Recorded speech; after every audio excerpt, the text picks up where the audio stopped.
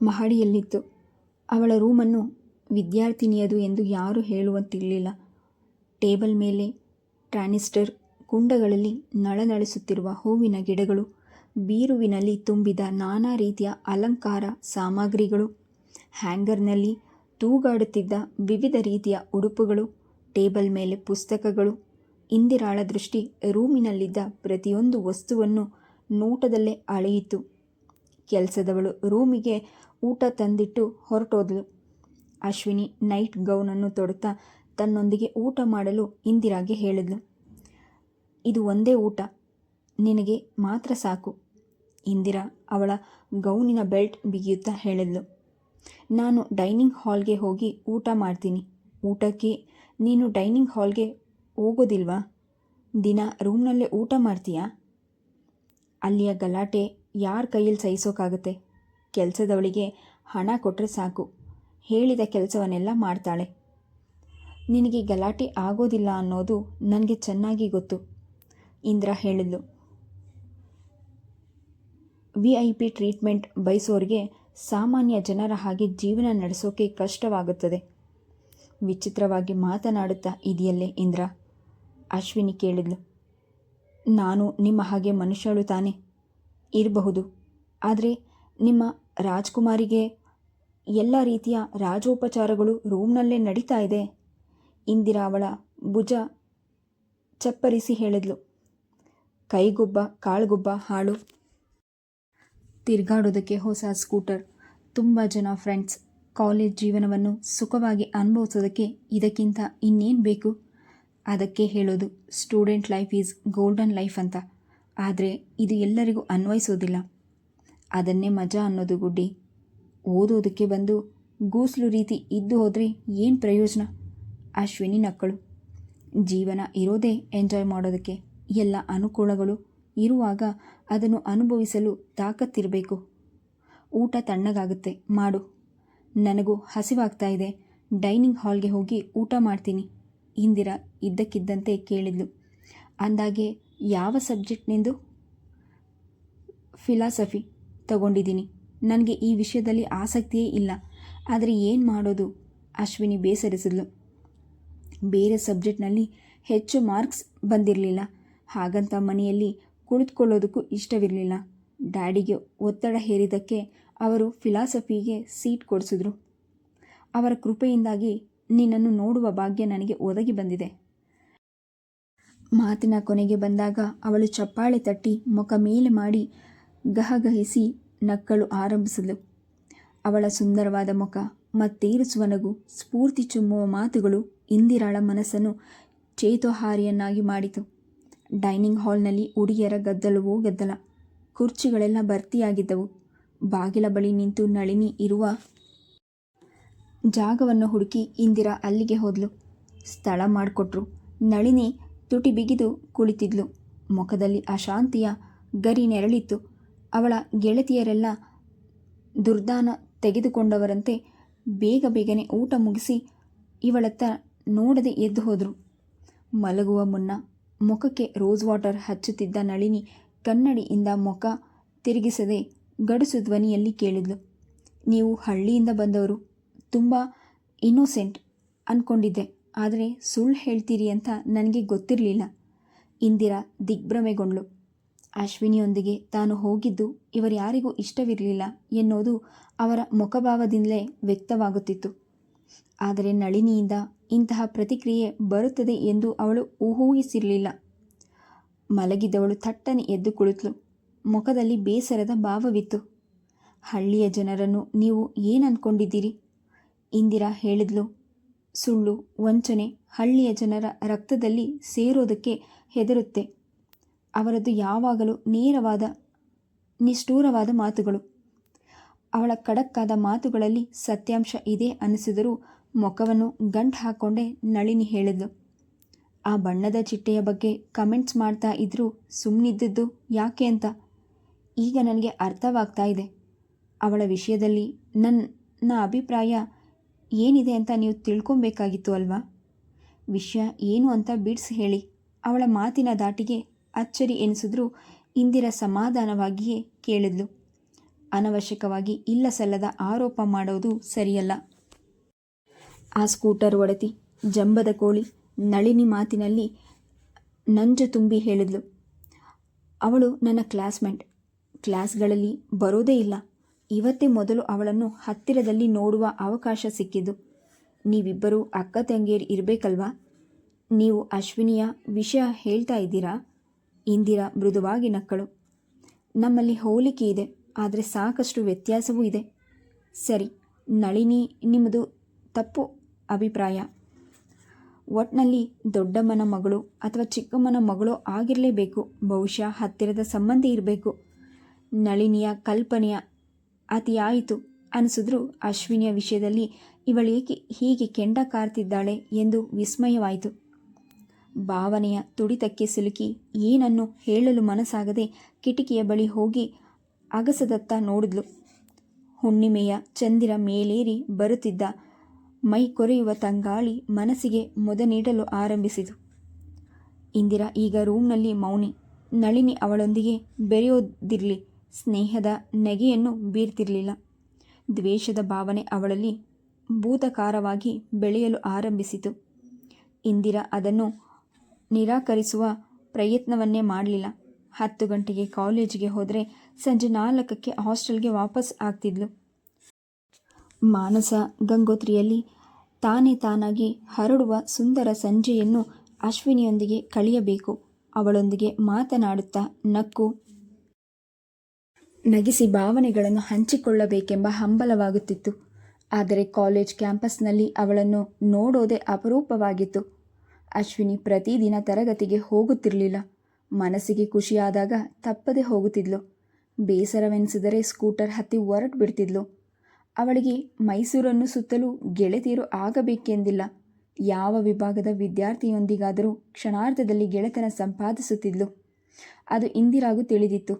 ಅವಳ ವರ್ತನೆಗೆ ಕೆಲವು ಬಾರಿ ವ್ಯತಿರಿಕ್ತಳಾಗುತ್ತಿದ್ಲು.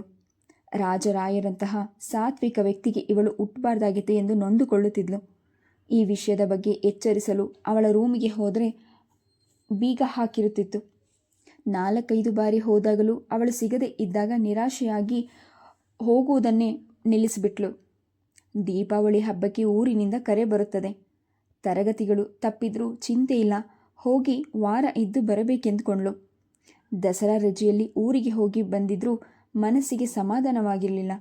ಟೆಸ್ಟ್ನಲ್ಲಿ ಕ್ಲಾಸ್ನಲ್ಲೆಲ್ಲ ಅವಳೇ ಮುಂದಿದ್ಲು. ವಾರ ತಪ್ಪಿಸ್ಕೊಂಡಿದ್ರೂ ಆ ವಿಷಯವನ್ನು ಓದಿಕೊಳ್ಳುವ ಜಾಳ್ಮೆ ಅವಳಲ್ಲಿತ್ತು.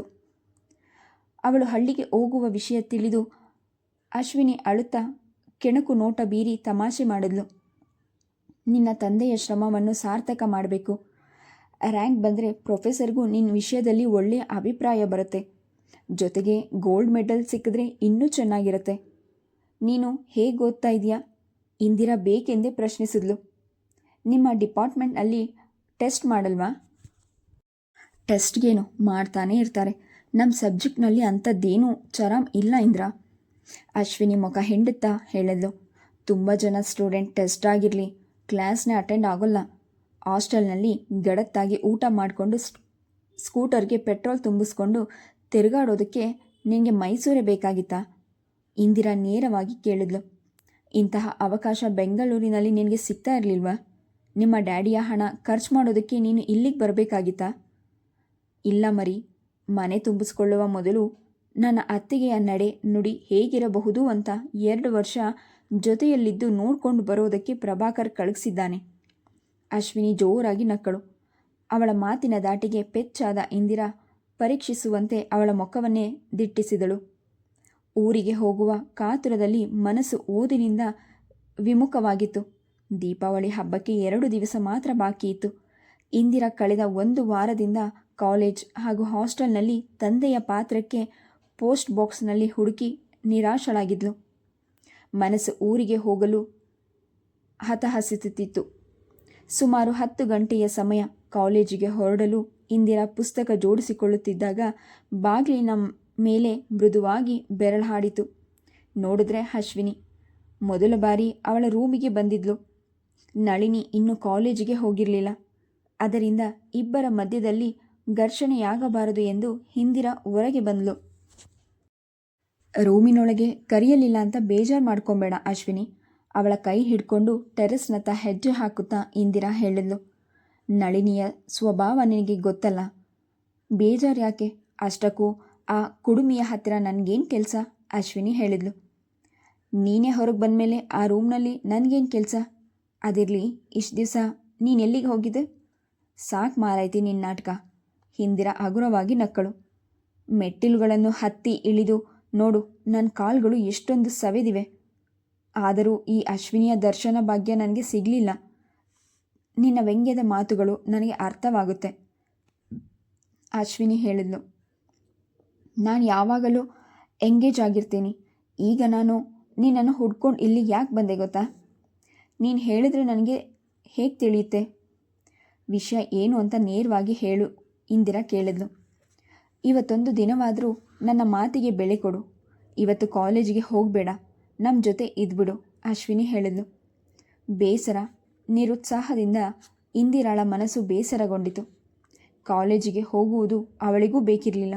ಸ್ವಲ್ಪ ಹೊತ್ತು ಯೋಚಿಸಿ ನೋಟ ಮೇಲೆ ಮಾಡಿ ನಾಟಕೀಯವಾಗಿ ಹೇಳಿದ್ಲು. ಕಾಲೇಜೇನೋ ನೀನು ಹೇಳಿದ್ರೆ ಸಾಕು. ಯಾವ ವಸ್ತುವನ್ನು ಬೇಕಾದರೂ ಬಿಡ್ತೀನಿ, ಎಲ್ಲಿಗೆ ಬೇಕಾದರೂ ಬರ್ತೀನಿ. ನಿಜ ಹೇಳ್ತಿದೆಯೇನೋ? ಅಶ್ವಿನಿ ಕೇಳಿದ್ಲು. ಎಲ್ಲಿಗೆ ಹೋಗ್ತಾ ಇದ್ದೀವಿ ಅಂತ ಗೊತ್ತಾದ ಮೇಲೆ ಮಾತು ಬದಲಾಯಿಸಬಾರ್ದು. ನೀನು ಕರೆದ ಕಡೆ ಖಂಡಿತ ಬರ್ತೀನಿ, ಇಂದಿರಾ ನಗುತ್ತಾ ಹೇಳಿದ್ಲು. ಬರೋದಿಲ್ಲ ಅಂತ ಹೇಳಿದ್ರೆ ನೀನೆಲ್ಲಿ ಬಿಡ್ತೀಯಾ? ಹಾಗಾದರೆ ನಾವೆಲ್ಲ ನಂಜನಗೂಡಿಗೆ ಹೋಗಿ ಬರೋಣವಾ? ನಾವೆಲ್ಲ ಅಂದರೆ? ಇಂದಿರಾ ಅನುಮಾನಿಸಿದ್ಲು. ನಿನ್ನ ಬಾಯ್ ಫ್ರೆಂಡ್ ಬರ್ತಾರೋ ಅಥವಾ ನಿಮ್ಮ ಮನೆಯವರೋ? ಬಾಯ್ ಫ್ರೆಂಡ್ ಬಂದರೆ ಈ ಬೆಂಕಿಯ ತುಂಡನ್ನು ಕರೆಯೋದಕ್ಕೆ ಸಾಧ್ಯವಾ? ಅಶ್ವಿನಿ ನಕ್ಕಳು. ಹಬ್ಬಕ್ಕೆ ಕರ್ಕೊಂಡು ಹೋಗೋದಕ್ಕೆ ಪ್ರಭಾ ಬಂದಿದ್ದಾನೆ. ನಾಳೆ ಬೆಳಿಗ್ಗೆ ನಾವು ಬೆಂಗಳೂರಿಗೆ ಹೊರಡ್ತಾ ಇದ್ದೀವಿ. ನಮ್ಮ ಮನೆ ದೇವರು ನಂಜುಂಡೇಶ್ವರ ಪೂಜೆ ಮಾಡಿಸ್ಕೊಂಡು ಬರಬೇಕು ಅಂತ ಮಮ್ಮಿಯ ಆಜ್ಞೆ ಆಗಿದೆ. ಹೋಗಲೇಬೇಕು. ಅದಕ್ಕೆ ನಮ್ಮ ಜೊತೆಯಲ್ಲಿ ನೀನು ಬಂದರೆ ಚೆನ್ನಾಗಿರುತ್ತೆ. ಅಶ್ವಿನಿಯ ಮುಖದಲ್ಲಿ ಉತ್ಸಾಹದ ಭಾವವಿತ್ತು. ಕಣ್ಗಳು ಮಿಂಚುತ್ತಿದ್ದವು. ತುಟಿ ಅಂಚಿನಲ್ಲಿ ತುಂಟನಗೆ ಜಿನುಗುತ್ತಿತ್ತು. ಮೊದಲ ಬಾರಿ ಇಂದಿರಾಳ ಮನಸ್ಸು ಸೋದರನಿಗಾಗಿ ಹಂಬಲಿಸುತ್ತಿತ್ತು. ತನಗೂ ಒಬ್ಬ ಅಣ್ಣನಿದ್ದು ಇದೇ ರೀತಿ ಅವನು ನನ್ನನ್ನು ಕರೆದುಕೊಂಡು ಹೋಗುವಂತಿದ್ದರೆ, ಕಾರಿನಲ್ಲಿ ಬೇಡ, ಕಾಲ್ನಡಿಗೆಯಲ್ಲಿ ಎಷ್ಟು ಯೋಜನ ದೂರ ಬೇಕಾದರೂ ನಡೆಯಬಹುದಿತ್ತು. ತಂದೆಗೆ ಗಂಡು ಮಕ್ಕಳೇ ಇಲ್ಲ. ಊರಿಗೆ ಬರಲು ತಂದೆ ಪತ್ರವನ್ನು ಬರೆದಿಲ್ಲ. ಮನಸ್ಸು ಭಾರವಾದಂತಾಯಿತು. ನಂಜನಗೂಡಿಗೆ ಹೋದರೆ ದೇವರ ದರ್ಶನ ಮಾಡಿ ಪೂಜೆ ಮಾಡಿಸ್ಕೊಂಡು ಬರ್ಬೋದಾಗಿತ್ತು. ಆದರೆ ಪ್ರಭಾಕರನ ನೆನಪಾದೊಡನೆ ಯೋಚನೆ ಹಿಂದೆ ಸರಿಯಿತು. ಈಗ ಬೇಡ, ನೀನು ಹೋಗ್ಬಾ, ಇನ್ನೊಂದು ಸಲ ಖಂಡಿತ ಬರ್ತೀನಿ, ಇಂದಿರಾ ಮುಖವನ್ನು ಬೇರೆ ಕಡೆಗೆ ಹೊರಳಿಸಿ ಹೇಳಿದ್ಲು. ಕರೆದ ಕಡೆ ಬರ್ತೀನಿ ಅಂತ ತುದಿಗಾಲ್ನಲ್ಲಿ ನಿಂತಿದೆಯಲ್ಲ, ಇದ್ದಕ್ಕಿದ್ದ ಹಾಗೆ ಏನಾಯಿತು? ಅಶ್ವಿನಿಯ ಹುಬ್ಬುಗಳು ಹತ್ತಿರ ಸರಿದವು. ಸುಮ್ಮನೆ ಬಾಯಿ ಮುಚ್ಕೊಂಡು ನಮ್ಮ ಜೊತೆ ಬಾ, ಇಲ್ಲ ಅಂದರೆ ನೀನು ನನ್ನ ಫ್ರೆಂಡ್ಶಿಪ್ ಬಿಡಬೇಕಾಗತ್ತೆ. ನಿಂದೊಳ್ಳೆ ಕಂಡೀಷನ್ ಆಯ್ತಲ್ಲ. ನನಗೆ ಇವತ್ತು ಮುಖ್ಯವಾದ ಕ್ಲಾಸ್ ಇದೆ, ತಪ್ಪಿಸ್ಕೊಂಡ್ರೆ ಪ್ರೊಫೆಸರ್ ಬೈತಾರೆ, ಇಂದಿರಾ ತಡವರಿಸುತ್ತಾ ಹೇಳಿದ್ಲು. ಬೇಜಾರು ಮಾಡ್ಕೊಳ್ಬೇಡ ಅಶ್ವಿನಿ, ಕ್ಲಾಸ್ ಅಂತೂ ಏನು ಸಾಯ್ತೀಯೋ, ಅಶ್ವಿನಿ ಕಟುವಾಗಿ ಹೇಳಿದ್ಲು. ಅಷ್ಟಕ್ಕೂ ನಾವು ಮಜಾ ಉಡಾಯಿಸೋಕ್ಕೆ ಹೋಗ್ತಾ ಇದ್ದೀವಾ? ಹೋಗ್ತಾ ಇರೋದು ದೇವರ ದರ್ಶನಕ್ಕೆ. ಕಪಿಲಾ ನದಿಯಲ್ಲಿ ಸ್ನಾನ ಮಾಡಿ ಅಥವಾ ಕೈಕಾಲು ತೊಳ್ಕೊಂಡು ದೇವಸ್ಥಾನಕ್ಕೆ ಹೋಗಿ ದೇವರಿಗೆ ಪೂಜೆ ಮಾಡಿಸ್ಕೊಂಡು ತೀರ್ಥ ಪ್ರಸಾದ ತಗೊಂಡು ದೇವಸ್ಥಾನದ ಎದುರಿಗಿರುವ ಆನೆಗಳಿಗೆ ಬಾಳೆಹಣ್ಣು ತಿನ್ನಿಸಿ ಬರೋಣ ಅಂದರೆ ರಾಗ ಎಳಿತಾ ಇದೆಯಾ? ದೇವರ ದರ್ಶನ ಹೋಗಲಿ, ಮೈಸೂರಿನಲ್ಲಿ ಇರುವ ಅರಮನೆಯನ್ನು ನೀನು ನೋಡಿದೀಯಾ? ಅಶ್ವಿನಿಯ ಆಕ್ಷೇಪಣೆಯ ಮಾತುಗಳಿಗೆ ಕೊನೆಯೇ ಇರಲಿಲ್ಲ. ಇಂದಿರಾಳ ಮನಸ್ಸು ಕ್ಷಣ ತೂಗಾಡಿತು. ಏನನ್ನೂ ಹೇಳದೆ ಅಶ್ವಿನಿಯ ಮುಖವನ್ನೇ ನೋಡುತ್ತಿದ್ದಾಗ ಅವಳೇ ಹೇಳಿದ್ಲು. ನೀನು ದೇವಸ್ಥಾನಕ್ಕೆ ಬಾರದೆ ಇದ್ದರೆ ನನಗೇನು ನಷ್ಟ ಇಲ್ಲ. ಪ್ರಭಾಕರನಿಗೂ ನೀನು ಮರೆತು ಹೋಗಿರ್ಬೋದು. ಅವನಿಗೆ ನಿನ್ನ ಪರಿಚಯ ಮಾಡಿಕೊಡ್ತೀನಿ. ಅವನ ಹತ್ತಿರ ಹೀಗೆ ಉಪ್ ಅಂತ ಮುಖ ಊದಿಸ್ಕೊಂಡು ನಿಂತಿರಬೇಡ. ನಗ್ನಗ್ತಾ ಎರಡು ಮಾತನಾಡಿದ್ರೆ ನಿನ್ನ ಗಂಟೇನೂ ಹೋಗೋದಿಲ್ಲ. ಅಶ್ವಿನಿ ಅವಳ ಕೈ ಹಿಡಿದು ಜಿಗಿದ್ಲು. ನೀನು ಇವತ್ತು ಇದ್ಯಾಕೆ ಹೀಗೆ ಮಕ್ಕಳ ಹಾಗೆ ಹಠ ಮಾಡ್ತಾ ಇದೆಯೋ ನನಗೆ ಅರ್ಥವಾಗ್ತಾ ಇಲ್ಲ, ಇಂದಿರಾ ಬೇಸರಿಸಿದ್ಲು. ಇನ್ಮೇಲೆ ನಿನ್ನನ್ನು ನೋಡೋದಕ್ಕೆ ಆಗಾಗ ಬರ್ತಾನೆ ಇರ್ತಾರಲ್ವಾ, ಆಗ ಮಾತನಾಡ್ಸಿದ್ರೆ ಆಯಿತು. ಈಗ ನನಗೆ ಕ್ಲಾಸ್ಗೆ ಲೇಟ್ ಆಯಿತು. ನೀನು ಆರಾಮವಾಗಿ ಕ್ಲಾಸ್ಗೆ ಹೋಗುವಿಯಂತೆ, ಬಾ, ಅವನಿಗೆ ನಿನ್ನ ಪರಿಚಯ ಮಾಡಿಸ್ಕೊಡ್ತೀನಿ, ಆಮೇಲೆ ನಿನ್ನಿಷ್ಟ. ಮಾತನಾಡುತ್ತಿರುವಾಗಲೇ ಅಶ್ವಿನಿ ಅವಳನ್ನು ಹೊರಗೆ ಕರೆದುಕೊಂಡು ಹೋದಳು. ಹಾಸ್ಟೆಲ್ನ ಎದುರಿಗೆ ಕಾರು ನಿಂತುಕೊಂಡಿತ್ತು. ಕಪ್ಪು ಸೂಟಿನಲ್ಲಿ ಕಾರಿಗೆ ಹೊರಗೆ ನಿಂತಿದ್ದ ಪ್ರಭಾಕರನನ್ನು ನೋಡಿದಾಗ ಅಡಗಿನಂತಹ ಕಾರಿಗೆ ಇವನು ತಕ್ಕ ಒಡೆಯ ಅನಿಸಿತು. ಇವರು ಬರುತ್ತಿರುವುದನ್ನು ನೋಡಿ ಪ್ರಭಾಕರ ಟೈ ಸರಿಪಡಿಸಿಕೊಳ್ಳುತ್ತಾ ನೆಟ್ಟಗೆ ನಿಂತ್ಕೊಂಡ. ಇವಳು ನನ್ನ ಬೆಸ್ಟ್ ಫ್ರೆಂಡ್. ಇವಳು ಯಾರು ಅಂತ ನಿನಗೆ ಗುರ್ತಿಸೋಕ್ಕಾಗತ್ತಾ? ನೆನಪುಗಳನ್ನು ಕೆದಕು ನೋಡೋಣ. ಅಶ್ವಿನಿಯ ಮಾತು ಕೇಳಿ ಪ್ರಭಾಕರ ಇಂದಿರಾಳನ್ನು ಒಮ್ಮೆ ದಿಟ್ಟಿಸಿ ನೋಡಿದ. ಮಂಜಿನಿಂದ ತೊಳೆದ ಮುಂಜಾವಿನ ಮಲ್ಲಿಗೆಯಂತೆ ಅವಳ ಮುಖದಲ್ಲಿ ನಗೆಯ ಲೇಪನವಿತ್ತು.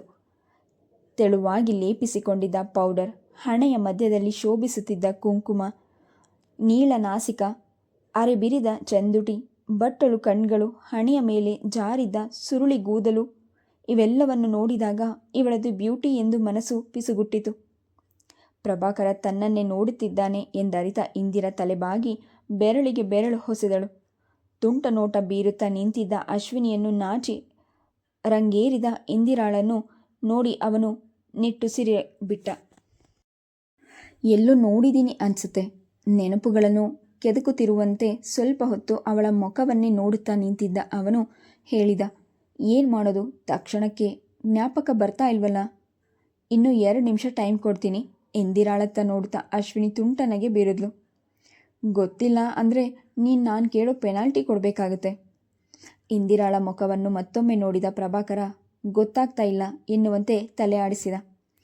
ಸರಿ, ಹಾಗಾದರೆ ಗೊತ್ತಿಲ್ಲ ಅಂತ ಹೇಳು ನೋಡೋಣ. ಅಶ್ವಿನಿ ಅವನನ್ನು ಕೆಣಕಿದಳು. ಆಗ ನೀನು ಮರಗುಳಿ ಅನ್ನೋದು ಸ್ಪಷ್ಟವಾಗುತ್ತೆ. ಪ್ರಭಾಕರ ಅವಳ ಕಿವಿಯನ್ನು ಹಿಡ್ಕೊಂಡು ಮೃದುವಾಗಿ ತಿರುಚಿ ಹೂನಗೆ ಬೀರಿದ. ಅವಳ ಎದುರಿಗೆ ಮರಗುಳಿ ಅಂತ ಹೇಳಿದ್ದಕ್ಕೆ ನಿನಗೆ ಏನೋ ಒಂಥರ ಆಗಿರಬೇಕಲ್ವ. ಅವನಿಂದ ದೂರ ಸರಿದು ನಿಂತು ಅಶ್ವಿನಿಯೇ ಹೇಳಿದ್ಲು, ನಿಧಾನವಾಗಿ ಜ್ಞಾಪನಿಸ್ಕೊ. ನಾವು ತುರುವೇಕೆರೆಯಲ್ಲಿ ಇದ್ದಾಗ ನಮ್ಮ ಮನೆಯ ಎದುರುಗಡೆ ಇದ್ರಲ್ಲ ಪೋಸ್ಟ್ ಮಾಸ್ಟರ್ ವೆಂಕಟೇಶಯ್ಯ, ಅವಳ ಮಗಳು ಇಂದಿರಾ MA ಓದ್ತಿದ್ದಾಳೆ. ಓಹೋ, ಆ ಗುಡ್ಡಿನ ಇವರು? ಪ್ರಭಾಕರ ನಕ್ಕು ಹೇಳಿದ. ಗುರುತು ಸಿಗದ ಹಾಗೆ ಬೆಳೆದ್ಬಿಟ್ಟಿದ್ದಾರೆ. Very interest. ಇಂದಿರಾ ಮತ್ತೆ ಕೆಂಪೇರಿದ್ಲು. ಆಗಾಗ ರಂಗೇರುವ ಅವಳ ಮುಖದತ್ತಲೇ ಪ್ರಭಾಕರ ನೋಡುತ್ತಿದ್ದ. ಡ್ರೈವರ್ ಸೀಟಿನಲ್ಲಿ ಕುಳಿತು ಹಿಂದೆ ಕೈ ಹಿಡಿದು ಕಾರಿನ ಬಾಗಿಲನ್ನು ತೆರೆದು ಇಂದಿರಾಳತ್ತ ನೋಡಿದಾಗ ಅವಳು ಅನುಮಾನಿಸುತ್ತಾ ನಿಂತಿದ್ಲು. ಅಶ್ವಿನಿ 2 ಬಾರಿ ಕರೆದರೂ ಅವಳು ಒಳಗೆ ಕುಳಿತುಕೊಳ್ಳಲಿಲ್ಲ. ಪ್ರಭಾಕರ ಮುಖ ಹೆಂಡುತ್ತ ಚಕ್ರದ ಮೇಲೆ ಕೈ ಹಾಕಿದ. ಪಾಪ, ಅವರಿಗೇನು ಕೆಲಸವೋ, ಹೆಚ್ಚಾಗಿ ಬಲವಂತ ಮಾಡಬೇಡ. ಪೂಜೆಗೆ ಟೈಮ್ ಆಗುತ್ತೆ. ಕೂತ್ಕೋ ಅಶ್ವಿನಿ, ನಾವು ಹೋಗೋಣ. ಅವನ ಆ ಮಾತಿನಿಂದ ಇಂದಿರಾಗೆ ಮುಖಭಂಗವಾದಂತಾಯಿತು. ಅಶ್ವಿನಿ ಮತ್ತೊಮ್ಮೆ ಕರೆದರೆ ಇವರೊಂದಿಗೆ ಹೋಗೋಣ ಎಂದ್ಕೊಂಡಿದ್ಲು. ಆದರೆ ಅವಳ ಯೋಚನೆ ಏರ್ಪೇರಾಯಿತು. ಕಾರ್ ಮುಂದೆ ಚಲಿಸಿತು. ಇಂದಿರಾಗೆ ಕೈ ಬೀಸಲು ಹೊರಗೆ ಬಾಗಿದ ಅಶ್ವಿನಿ ತಮ್ಮಲ್ಲೇ ಧಾವಿಸಿ ಬರುತ್ತಿದ್ದ ಅವಳನ್ನು ಕಂಡು ಪ್ರಭಾಕರನಿಗೆ ಕಾರು ನಿಲ್ಲಿಸುವ ಸೂಚಿಸಿದ್ಲು. ನಾನು ಬರ್ತೀನಿ ಕಣೆ. ಹತ್ತಿರ ಬಂದು ಇಂದಿರಾ ಮೆಲ್ಲು ದನಿಯಲ್ಲಿ ಕೇಳಿದ್ಲು. ನೀವು ಹೋಗ್ತಾ ಇರೋದು ದೇವರ ದರ್ಶನಕ್ಕೆ. ಒಂದಿನ ಕ್ಲಾಸ್ಗೆ ಹೋಗದೆ ಇದ್ದರೂ ಮ್ಯಾನೇಜ್ ಮಾಡಬಹುದು.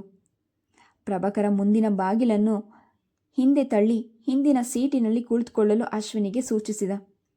ಆದರೆ ಇಂದಿರಾ ತಡೆದಳು. ಆರಾಮವಾಗಿ ಅಣ್ಣನ ಜೊತೆ ಕುಳಿತಿದ್ದವಳನ್ನು ಹಿಂದೆ ಬರುವಂತೆ ಹೇಳಲು ಮನಸ್ಸಾಗಲಿಲ್ಲ.